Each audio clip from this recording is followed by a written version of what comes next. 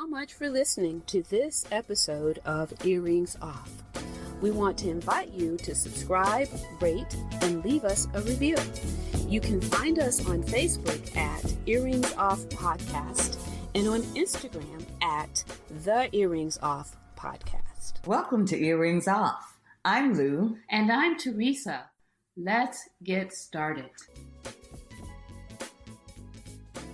Hello, hello, hello. Hello, partner. How are you doing? I am hanging in here. I'm in transition. I put a picture on social media of how it's going.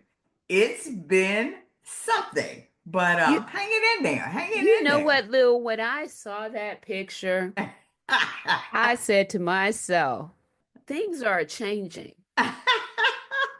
Because my friend is a little bit private to be putting all that out there. I know, right? I just put it out there. Well, just chalk it up to me being tired, whatever. But yeah, I put it out there. It was just to say I am in transition. But yeah. Nice. And it's amazing because I'm moving. You think of the big things and what's important, and you try to make sure you're organized. But we've been here, about 4 or 5 days, and I have yet to find my bathrobe. What? To find any of them. And my thing in the evening is I like a hot shower, and I like to throw on my bathrobe, and I like to burn a candle. That's how I relax in the evening. Mm-hmm. And when I tell you not having that bathrobe is just thrown my whole routine off in the evening. I'm serious. And I'm walking around with with jackets on and trying to simulate the warmth I feel is not the same. Lou. Yes? Go buy another bathrobe. I will not. See, you know what? What is wrong with you people who are all about consuming? I will not when I have at least 4 or 5. No, ma'am. No, ma'am. I have had 2 other people tell me that. Lou, how is that relaxing? You sitting with a jacket on and your candle. That sounds uncomfortable. It is. But you know what? It's not as uncomfortable as having that money out of my bank account. Okay, for no all reason. right. It's not as uncomfortable as me spending money on something I don't need to spend it on. I hear you. When I have the ones that I want packed up somewhere where I can't find them, but one day I will. Yes. And when I do, my peace in the evening shall return. Okay. There you go. Point well taken. Touche. All right, let's get into this thing. So today, I want us to, let's talk a little bit about what's going on in the world, right? When I thought about it, I was like, I'm not talking about the government. Oh, yeah. I am not going to talk about. Everybody hears it. Everybody knows it. I know. That's not going to be a subject that I want to include in our current events. But Lou, let me tell you, I couldn't get around it. I could it's not. Everywhere. It's everywhere. And Teresa, even when I say I'm overwhelmed from it and I'm not gonna watch it or read it or scroll, I go down the same rabbit hole because I'm just it's in like a train wreck, disbelief. isn't it? Yeah. It is. So the latest thing that caught my attention was this vote to keep the government open. See, yeah. I saw that. I saw it, didn't really get into the details because I know one of my favorite representatives, AOC, is upset. And when she gets upset, she's usually right on point. So as a matter of fact, I just mentioned this morning, I have got to read about it because I know she covered something I need to know about relative to that. So maybe this will help you. Mm-hmm. So Chuck Schumer Yeah. along with AOC and all the others, said, we're not going to save the Republicans. They've been saying that for weeks, right? And within the last week, within this week, sometime at some point, because like I've told you, I don't have cable. I don't watch news on TV. I get it all from YouTube. Yeah. But anyway, at some point during this week, Chuck Schumer he shifted and I, decided to vote with yeah. the Republicans to save the government. So that sent me on this wild tear to understand why. So Yeah. I'm googling. I'm just trying. Why did he change his mind? Right? Yeah. Because we've been here before. The Right. government has shut down before. It is a Right. horrible thing to do. It is an awful thing to do. So don't let me clarify that first. But we've seen it before. We've been Right. there before. It has Right. happened before. Right. And it usually just And lasts. sometimes for the greater good, you just have to be strategic, you know? Yeah. So what I happened to stumble upon is an op-ed in the New York Times with him explaining why he changed his mind. And I'm glad I was able to read that. Oh, okay. I didn't see So, that. yeah, because no one's really reporting on why he shifted. But he was Okay. able to get, well, let's also be clear that there were some Republicans who voted against it. The Democrat votes saved it actually because Okay. he got Okay. 10 other people to join him Okay. to make get this bill passed. And what's in it is a lot more cutting, a lot more Yeah. to those essential things to help people who need support. So that's really bad. But government, I mean, he feels like this would play into Trump's hands because at that point, when the government shuts down, he has some sort of autonomy to do whatever it is he wants to do. So at Yeah. that Yeah. time, He without would. any lawsuits, the shutdown would give Trump and Musk permission to destroy vital government services at a Okay. significantly faster rate than they Yeah. can right now. And under a shutdown, the Trump administration would have a wide ranging authority to deem whole agencies, programs, and personnel non essential, Mm. furloughing staff members with no promise that they would ever be rehired. Wow. Yeah. Yeah. Yeah. Okay. And I'm gonna second, have to read that because yeah. now that brings so much needed Hang on. clarity. And second, if we enter a shutdown, the congressional Republicans could weaponize their majorities to cherry pick which parts of the government to reopen. Third, the shutdown means real pain for American families. For example, a shutdown could cause regional Veterans Affairs offices to reduce even more of their staffs, further delaying benefits processing and curtail mental health services, abandoning veterans who earned and depend on those resources. And Wow. finally, the shutdown would be the best distraction that Donald Trump could ask for his awful agenda. Oh, that's good stuff, Teresa. That is that because I was trying to figure out what was going on. Why was there that conflict? Mm-hmm. And that explains it. You did a great job with that. I'm going to follow up and get that article. But because I didn't understand what the problem was with that, I get it. Good Yeah, information. Good information. right. I knew there was more to it. And when you reference the cuts to the veterans, I have a family member that's works for the VA and has recently said they've already done quite a bit of cutting. They Mm-hmm. are feeling it in terms of services. So that's an excellent point. You know? Yeah. Right. And well, what I have been stuck on this week is a little closer to home, and it's the young lady that's missing, Sudiksha Kanaki, the 20-year-old, and she's from Virginia. Yeah. And we hear this heartbreaking story too many times. She was on spring break with five female friends in the Dominican Republic, went missing. she's actually, I think it stuck out because, she went to the University of Pittsburgh, where my son graduated from. We go to Pittsburgh quite a bit. And it is just jarring as a parent when you see that because you can imagine students working hard and very much wanting to kick back a bit, take a vacation, and she has not been seen since March 6th.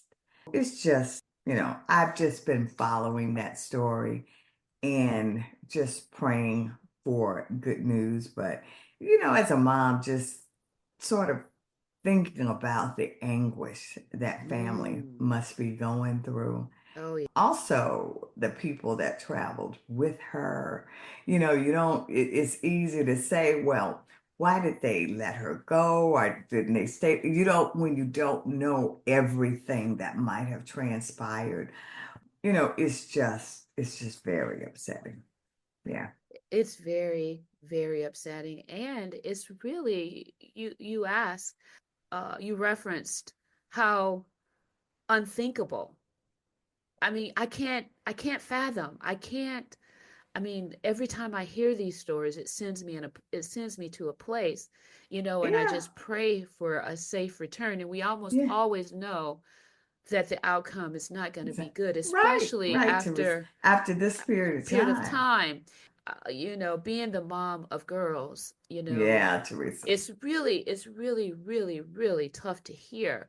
Yeah. I just try to put into them, like, I don't care what the circumstances are, do not separate yourself from your Yeah, yeah, friends, yeah. right?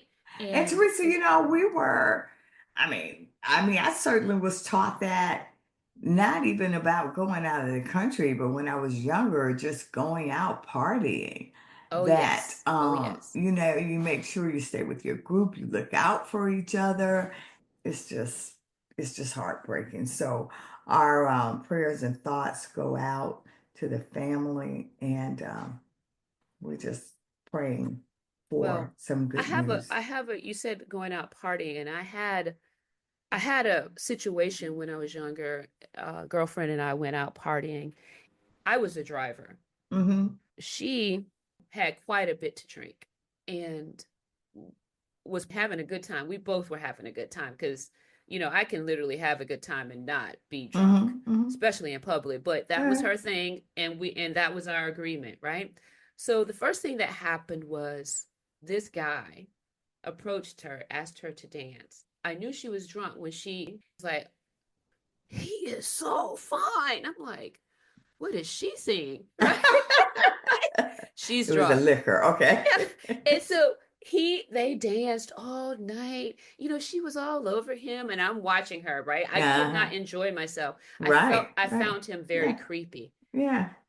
She said she was going to the bathroom, and I did let her go by herself.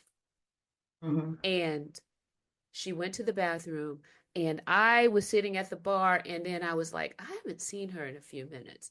So I go to the bathroom. My friend is on the floor throwing up. And I said, it's time to go home. The guy was Oh, outside the door waiting on her to come out, what? right? Yeah. So Yeah. I grabbed her and we're leaving. Out of the he followed us out of the club. I got her in the car. I'm driving. We're headed home. She gets sick again, and we're in my car. So I pull over. I'm like, "Girl, don't throw up in my car," Yeah. right? Yeah. I pull over. I get her. I get her to hold her head out the car on the side. This guy pulls up. What? He followed us. Oh yes, he followed us. And I was like, "Look, I don't know your deal, but you need to leave What? us alone." Right? What? Yeah. Yes. I was like, "You need to leave us alone." He was like, "But she told me I could come home with her." I'm like, "She's drunk clearly, and she's not making the right decisions." Oh my So goodness, if you Teresa. can, and I said, if I look up and you're still following us, I'm calling the police. Yeah. You better go, right? So he left. But that was the scariest thing. And when she woke up the next morning, I laid her out. She didn't Yeah. remember any of it. Well, you were such a good friend to and her. It's and just, yeah. And you yeah. know what? Probably about a couple of years ago. You can tell I'm older in the environments I'm in, but anyway, I went to an event. There was a big party, and it's a place that the person had rented out a venue. And when we were leaving, there was a lady who was visibly drunk. I mean, Hmm. I had not seen that in years. It was so jarring. I was Hmm. trying not to stare, but I was just in shock that this person was that intoxicated. And because I mean, you don't see that often except it's displayed on TV or something. But I was just like, oh my goodness, you are in such a vulnerable state and you are not capable of making good decisions. Not at all, And Lou. I mean, Teresa, she was stumbling, folks were holding her up. She had on high heels, and I was just like, oh my goodness. Yeah, Yeah. yeah, Yeah, I mean, you just got to know your limits. And yeah, definitely, if somebody wants to get drunk, I have no problem with that. Do you, boo? But do it at yeah, home in the yeah. safety of your home. Right, Don't right, do it in right. public Yeah, because you don't know what other people's yeah, intentions are. People, exactly, exactly. so Yeah, you're having yourself a good time while someone else has ill intent for you. right.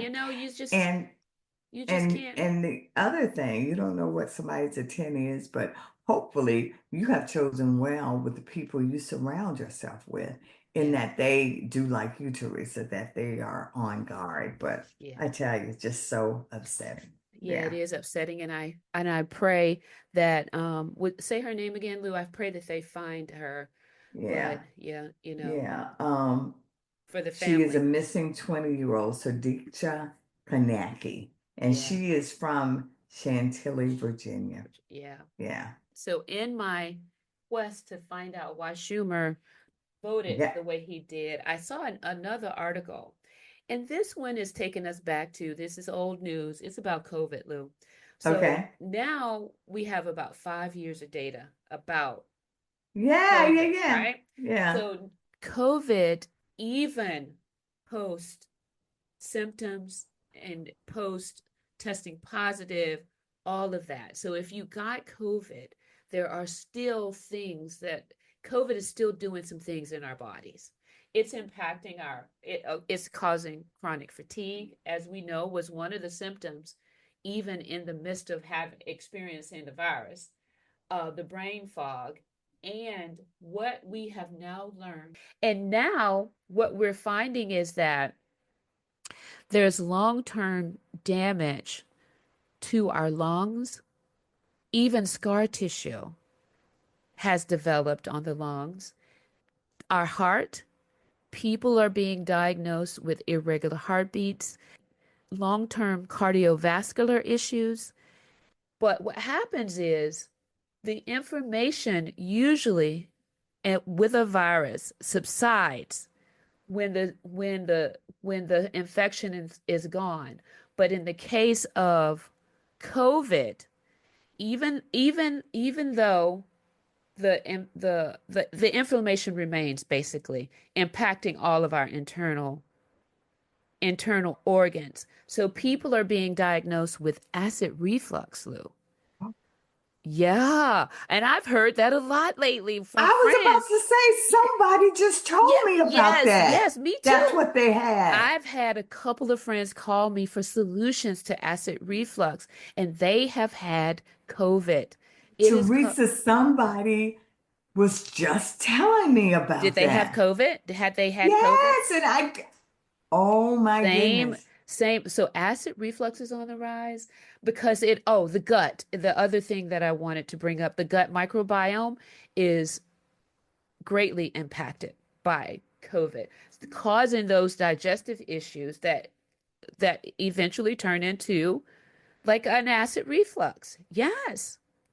Teresa, oh my goodness. Let me say something. As I was preparing to move, there was someone that I used to work with that I expected to see. before I left. And I would send her a text and it would just be short in the response. And not like we usually do, or when I call, we just couldn't connect before I left. This morning, I got this text. Good morning. I hope you have a wonderful life in your new place. I have thought about you often, and I hate it I didn't get to see you. But I had COVID. Mm. I was in the hospital for over 16 hours with chills and pain and just very weak. I have not been able to recover from this, but I wanted you to know I'm going to miss you so. And my prayer is that you have a good life and that you enjoy your new place. Mm. Lou, COVID is still around. And Ah, even after you test negative, even after yeah, you feel well, yeah. it is Well, still wreaking havoc inside of your body. Not everyone, but but she said many. she's been back and forth to the Yeah, hospital repeatedly. yeah, yeah, yeah, Lou. Oh So, my goodness. yes, And remember, Teresa, I had a cough a couple of months ago. It took me the it longest did. I to get rid remember. of that. The longest. Hmm. I Mm. remember. So, the best thing we can do, I don't want to just leave that out there. The best thing that we can do for ourselves is eat an anti-inflammatory diet. What does that mean? Yeah. That means eating whole foods. Stop eating packaged foods. Eat whole foods and good quality meat. Just have a good clean diet because anything like sugar and dairy, that's going to lead to more inflammation in the body. So if you've had COVID, the best thing you can do is to make sure you eat a good, clean diet and maybe even do a detox because I recently read that you literally can reset your gut microbiome with a good fasting. So, Wow. yeah. And So Teresa, there you and I know that fasting is no joke. it's It's no it's a joke. it's a healing thing. It's very much healing. So, yeah, COVID is Wow. still in the news. Do we have any good news, Lou? Do you have any good news? Well, I did see something. I tell you, I don't know if it's necessarily good news. So, because I'm a co-host and I pretty much do what I want, Uh-oh. I got I'm sorry, something y'all. that I wasn't so much good news, but I'm going to say it's a good discovery. Okay? Okay. Okay. So while I don't necessarily have a good news story, I do have a good discovery. So that's what I'm going to call my segment. Okay. I was looking for, I sometimes I watch, when I watch Netflix, I like to look at shows where people are being scammed or, somebody's caught somebody or financial shows. That's typically what I go to. Last night I was looking, I did a search on, I was trying to find some type of financial advice of what's going on with the market. I ran across this new series. It's on Netflix and it's called A Coach's Rules for Life. Have you heard about it? No, no. Okay, okay. So in this show, I love sports. So when I saw A Coach's Rules for Life, I said, let me see what this is about. In the series, prominent coaches shared their tips on success. Okay. Okay. I mean, Okay. they're successful. Right. They're prominent coaches. They've had to motivate their players, teams to win. And in the first episode, they featured Milwaukee Bucks coach Doc Rivers. Okay. Okay. So now he shared his tips, and Teresa, I'm telling you, I thought they were good.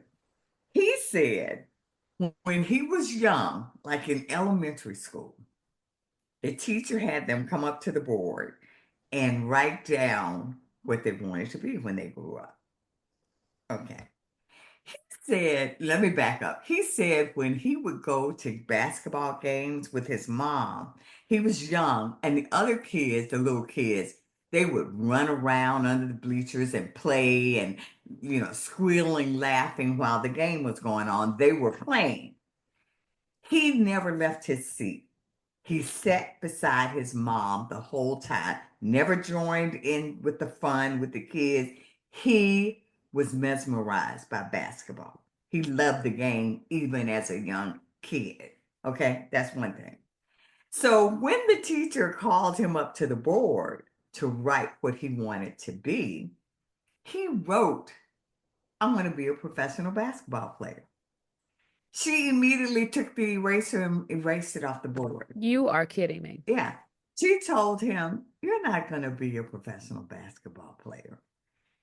And she talked to him about setting realistic goals. He went through this spiel with him.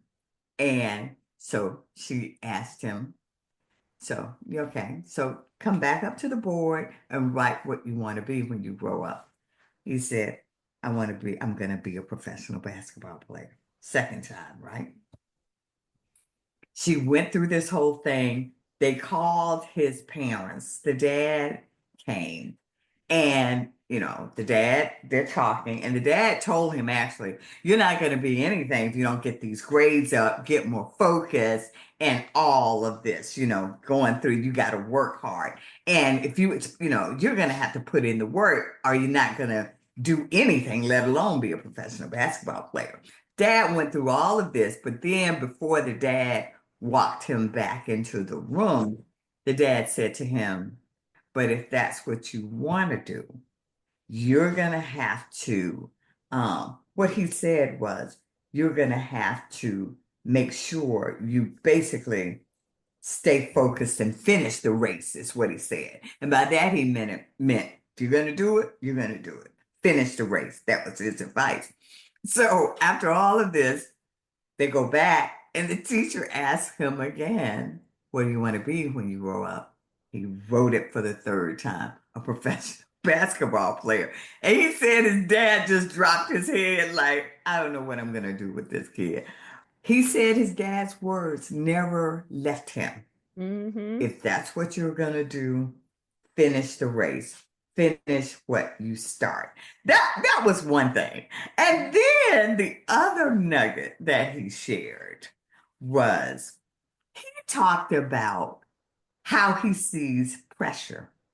And especially in this society now, we're all about, we want to de-stress and self-care, and stress is, pressure is not something we should, gravitate to. He says his thinking is totally different. He sees pressure as a privilege. He said, you have to be proud that you have gotten yourself in a position where you even feel pressure. And I thought about me in this move because you work for something and you get there and you feel stressed or pressure about it. But he says pressure means that you want something, that you're actually working towards a goal.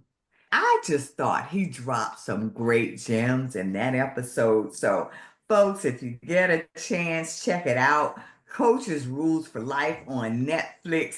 I will be binging on that soon, just so you know. Lou, that was awesome. Thank you for sharing that. Thank you good. for sharing that. In fact, I think this is the perfect segue to actually ending. I mean, I don't think we need to go. I think I think that is awesome. And whoever thought about pressure being a privilege? He is so right. It's all in how we frame things, right? It is because when he said that, I was like, what? Yeah, And it makes sense it makes total that sense. if you're feeling pressure that you're, up for a promotion, look what happened before that.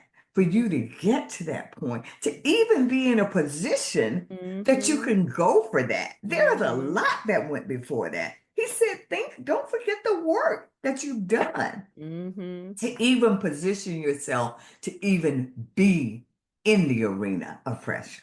I So love it. I just thought, wow, that was so I enjoyed it very much. Yeah. Okay, so thank you, Lou, for that. That was awesome. And that point of privilege that you took, well done. Yeah, yeah. Okay, with that, we're going to end today's segment, guys. Thank you so much to listening to Earrings Off. Take Take good good care. care.